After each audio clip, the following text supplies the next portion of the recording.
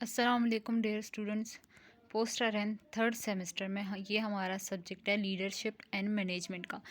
तो leadership and management के नाम से हमें पता है कि लीडरशिप क्या होती है और मैनेजमेंट क्या होती है, कि जब कोई बंदा किसी चीज़ को लीड करता है तो किस तरह से अपना लीडर होने का सबूत पेश करते हैं, कि वो किस तरह से अपनी टीम को लीड कर सकता है और टीम में मैनेजमेंट किस तरह कर सकता है। तो लीडरशिप एंड मैनेजमेंट में यही है कि एक बंदा लीडरशिप कैसे करता है और उसकी मैनेजमेंट कैसे करता है। तो इसमें सबसे पहले हमारा फर्स्ट चैप्टर है decision making and problem solving, कि मतलब डिसीजंस किस तरह से बनाते हैं और प्रॉब्लम को किस तरह से सॉल्व करते हैं।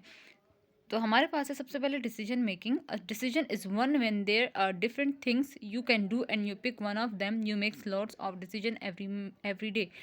डिसीजन क्या है कि ये एक बहुत ज़्यादा मुख्तलिफ़ किस्म की चीज़ें होती हैं जिसमें से आपको एक चीज़ को पिक करना पड़ता है। ठीक है, आप अपनी रोज़मर्रा ज़िंदगी में बहुत सारे डिसीजंस करते हो। ठीक है, डिसीजन मेकिंग क्या है कि जब आपके सामने बहुत ज़्यादा चीज़ों का ऑप्शंस हो, ठीक है, तो उसमें से आपने किसी एक ऑप्शन को पिक करना होता है। मतलब कि आपने डिसीजन करना पड़ता है। आप अपनी रोज़मर्रा की ज़िंदगी में कई बार कितने फ़ैसले करते हैं।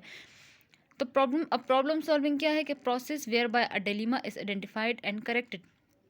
प्रॉब्लम हमारे पास एक होता है कि एक मसले को सॉल्व करना। ठीक है, डिलेमा यहाँ पे बताया गया। एक डिलेमा उसे कहते हैं कि मतलब कि किसी चीज़ से इनकार करना। ठीक है, जिस चीज़ को आप ना मानना चाहो, ठीक है, जो चीज़ आपके लिए ठीक ना हो, आपने उस चीज़ को किस तरह से करेक्ट करना है, किस तरह से उसको आइडेंटिफाई करना है। तो प्रॉब्लम सॉल्विंग हमारे पास ये डिसीजन मेकिंग क्या है, a process whereby appropriate alternatives are weighed and one is ultimately selected. कि हमारे पास बहुत ज़्यादा रास्ते होते हैं, सब रास्तों में से सिंपली हमने क्या करना होता है, एक सही रास्ता अपने लिए चुनना होता है, मतलब एक सही रास्ते का फैसला करना होता है। फिर हमारे पास आ जाते हैं the main types of decisions के। डिसीजंस कैसे होते हैं, मेन टाइप्स उनकी क्या क्या है। Programme and non programme decisions, routine and strategic decisions, tactical policy and operational decisions, organisational and personal decisions, major and minor decisions, individual and group decisions के। ये सब ग्रुप में डिसीजंस की टाइप है कि अगर कोई बंदा अकेले करना चाहता है, ग्रुप में डिसीजन करना चाहता है, कोई बंदा जो है वो छोटे डिसीजंस करता है, कोई बड़े डिसीजंस करता है। ये सब इसकी टाइप्स हैं। Importance of critical thinking and decision making, के डिसीजन मेकिंग में क्रिटिकल थिंकिंग मतलब कि सोचने की सलाहियत का क्या अहम किरदार है। The mental process of actively and skillfully conceptualizing, applying, analyzing, synthesizing and evaluating information to reach an answer or conclusion।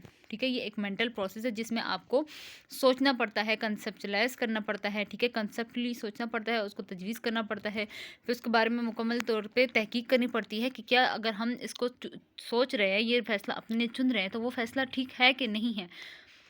फिर यहाँ पर है critical thinking is in short self directed, self discipline, self monitor and self corrective thinking.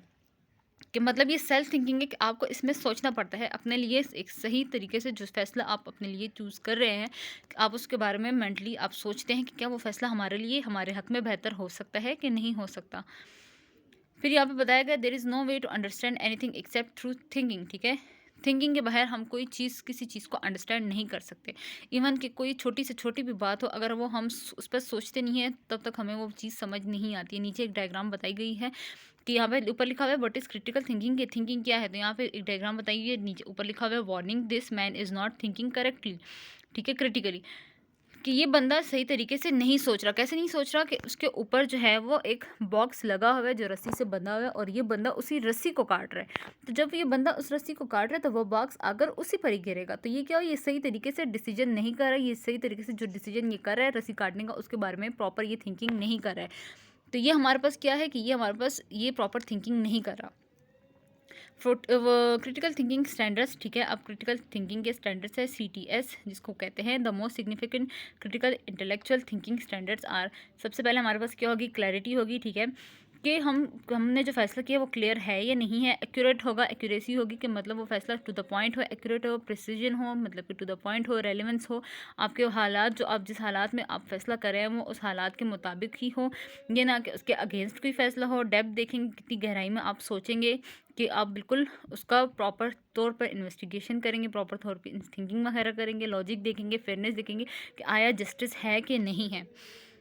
फिर thinking tailors, thinking हमें क्या बताती है कि व्हाट देयर इज़ क्या है, व्हाट इज़ हैपनिंग क्या हो रहा है, क्या प्रॉब्लम है, हमारे पास क्या ऑप्शंस है, व्हाट थ्रेटन्स अस कि हमें क्या चीज़ जो है वो नुकसान पहुंचा रही है, हाँ हमारे लिए ज़रूरी है, क्या हमारे लिए ज़रूरी नहीं है, हमारा दोस्त हमारा दुश्मन कौन है, वह हमारी हिस्ट्री क्या है, हम कौन है और हम किससे प्यार करते हैं, ये सब थिंकिंग हमें बताती है। करेक्टरिस्टिक ऑफ क्रिटिकल थिंकर, अब क्रिटिकल थिंकर की करेक्टरिस्टिक क्या होनी चाहिए कि आउटकम डायरेक्टेड हो, ठीक है, ओपन टू न्यू आइडियाज़ हो। आउटकम डायरेक्टेड मतलब कि सही तरीके से उसके आउटकम्स हों। ओपन टू न्यू आइडियाज़ मतलब कि वो हर तरह के आइडिया से सोचे, ठीक है। फ्लेक्सिबल हो, उसके आइडियाज़ जो है वो फ्लेक्सिबल हो, मतलब ज़्यादा स्ट्रिक्ट वगैरह ना हो। विलिंग टू चेंज, उसमें इतनी पावर हो कि वो अपने आइडियाज़ जो बना रहा है उन आइडियाज़ को चेंज कर सकते हैं हालात के मुताबिक। क्रिएटिव हो, एनालिटिकल हो मतलब कि तजवीज़ करने वाला हो। एजर्टिव हो, नॉलेजेबल हो, उसके पास ज़्यादा नॉलेज हो। Out of the box thinker मतलब कि सबसे ज़्यादा गहरी बात कि वो थिंकर हो। बेनिफिट्स क्या होते हैं कि critical thinking allows to make decisions that are unbiased, ठीक है। क्रिटिकल थिंकिंग हमें ये अलाउ करती है कि जो गलत डिसीजंस हमने बनाया क्या वो गलत है कि सही है, ठीक है। कि अगर किसी चीज़ ने डिसीजन फ़ौरन से बना लिया तो हम थिंकिंग करते हैं, तो थिंकिंग करके हमें पता लगता है कि वो डिसीजंस हमारा गलत है, मतलब कि हम कोई और सही डिसीजंस बना सकते हैं। It allows to make decisions that are best for them, for their employ and their organisation, ठीक है। यह डिसीजंस हमें बनाने के लिए टाइम देता है, ये थिंकिंग कि हमारे एम्प्लॉयज़ के लिए, हमारे ऑर्गेनाइजेशन के लिए क्या डिसीजन ठीक है क्या नहीं है। It will have to make positive decisions in order to achieve organisational goals, किसी ऑर्गेनाइजेशन गोल्स को अचीव करने के लिए ये हमें थिंकिंग हमें पावर देती है कि हम कोई अपने पॉजिटिव डिसीजंस ले सकें अपनी ऑर्गेनाइजेशन को ठीक करने के लिए। Allows one to analyse the impact of decision on other such as employees of an organisation, और अपने एम्प्लॉयज़ और ऑर्गेनाइजेशन के बारे में जो डिसीजंस हम लेते हैं, ठीक है, उनको एनालाइज करें कि क्या हमने कोई हमारा एम्प्लॉय ठीक से काम कर रहा है, ठीक से काम नहीं कर रहा, तो उसके बारे में हम थिंकिंग करते हैं। Process of problem solving and decision making. अब क्या है, पहले हमारे पास की प्रॉब्लम सॉल्विंग प्रोसेस में प्रॉब्लम डेफिनेशन होगी, प्रॉब्लम एनालिसिस होगी, जनरेटिंग पॉसिबल सॉल्यूशंस होगी, एनालाइजिंग द सॉल्यूशंस होगी। मतलब कि पहले प्रॉब्लम की डेफिनेशन क्या है कि प्रॉब्लम कहते किसे हैं, फिर प्रॉब्लम को एनालाइज कैसे करना है, प्रॉब्लम की सॉल्यूशन को किस तरह से पॉसिबल सॉल्यूशंस को हम जनरेट कर सकते हैं, हम सॉल्यूशन को किस तरह से उस पर तजवीज़ कर सकते हैं, हम किस तरह से बेस्ट सॉल्यूशंस तक पहुँच सकते हैं, हम किस तरह से अपनी इम्प्लीमेंटेशन करते हैं और रिविजन वगैरह एवल्यूएशन वगैरह करते हैं।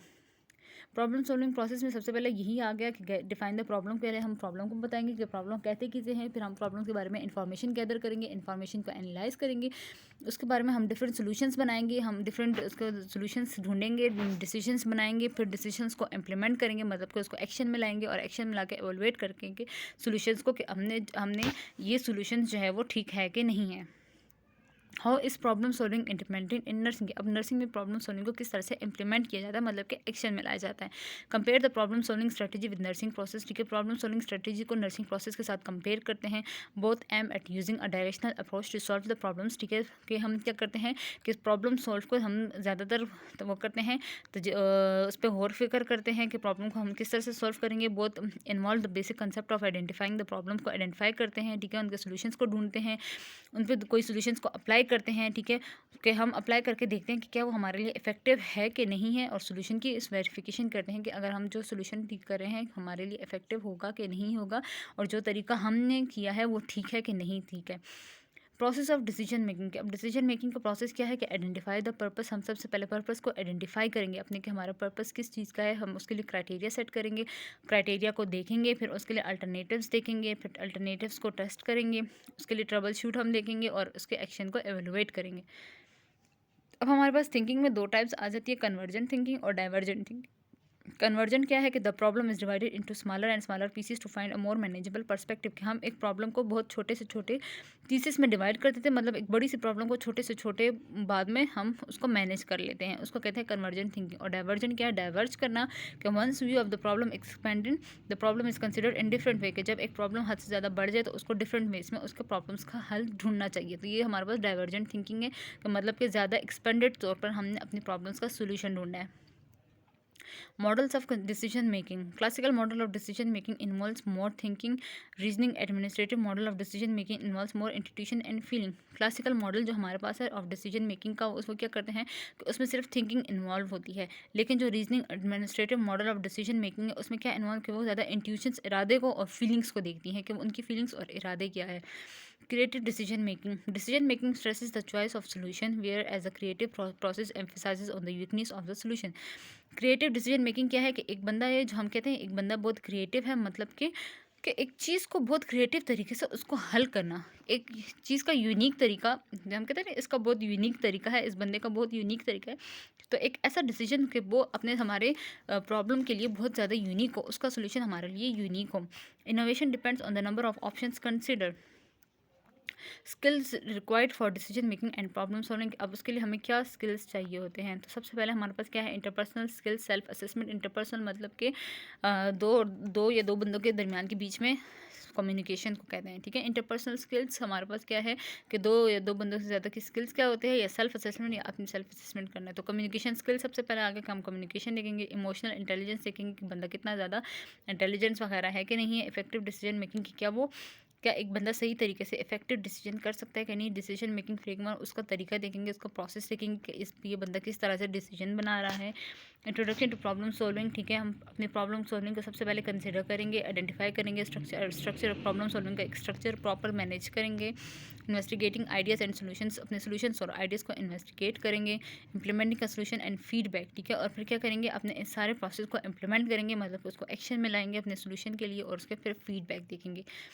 फिर इसकी समरी हमारे पास क्या आ जाती है कि decision making is the process of making choices bye identifying a decision, gathering information and assessing alternative resolutions. Using a step-by-step decision-making process can help you make more deliberate, thoughtful decisions by organizing relevant information and defining alternatives.